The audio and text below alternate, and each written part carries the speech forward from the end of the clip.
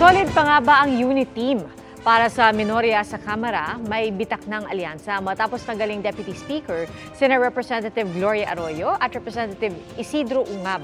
Ang tugon dyan ng mga kaayado na mayorya sa pagsaksi ni Jonathan Andal.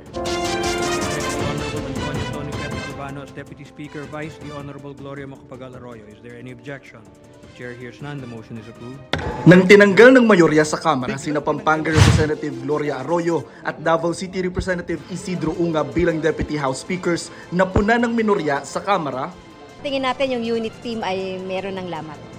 Ang dalawa na kaalyado ng mga Duterte hindi pumirma sa resolusyong sumusuporta kay House Speaker Martin Romualdez na pumalag kamakailan sa banat ni dating Pangulong Rodrigo Duterte na bulok ang Kamara. Dahil dito dun sa mga posisyon, sa iba't ibang mga issue, lalong-lalo na itong confidential funds.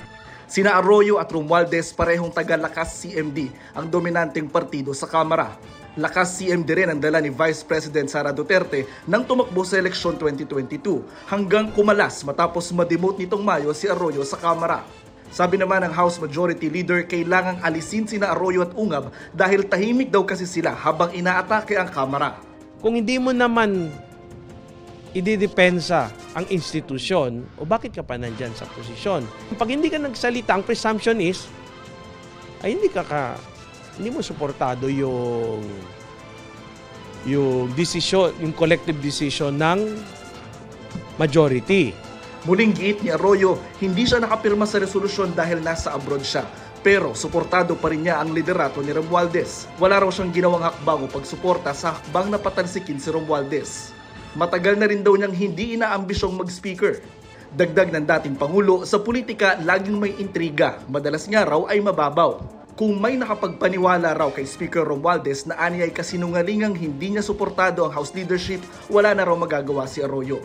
Solid pa nga ba ang unit team taliwas sa hinala ng minorya? Ayon sa ilang kongresista, oo. At wala rin daw kinalaman ng presidential election sa 2028. We're not thinking about 2028. It so happened that a person issued a statement in an interview which tries to malign the image, the character, the integrity of the House. As far as the House members are concerned, belonging to the unit team, we still have the unit team. Mukhang the status quo is robust, solid, and vigorous. Wala namang tumawag sa akin para supportahan siya. Kahit sino. Si Senator Amy Marcos na kapatid ni Pangulong Marcos at pinsan ni Speaker Romualdez, suportado raw si dating Pangulong Duterte. Magkaibigan daw sila pati ni Vice President Duterte. Hindi raw siya mananahimik sa pagbastos umano sa dating Pangulo na pumayag mailibing ang kanyang amang si Ferdinand Marcos Sr. sa libingan ng mga bayani. Para sa GMA Integrated News, Jonathan Andal ang inyong saksi. Mga kapuso, sama-sama tayong maging saksi. Mag-subscribe sa GMA Integrated News sa YouTube. Para sa mga kapuso abroad, samahan niyo kami sa GMA Pinoy TV at sa www.gmanews.tv.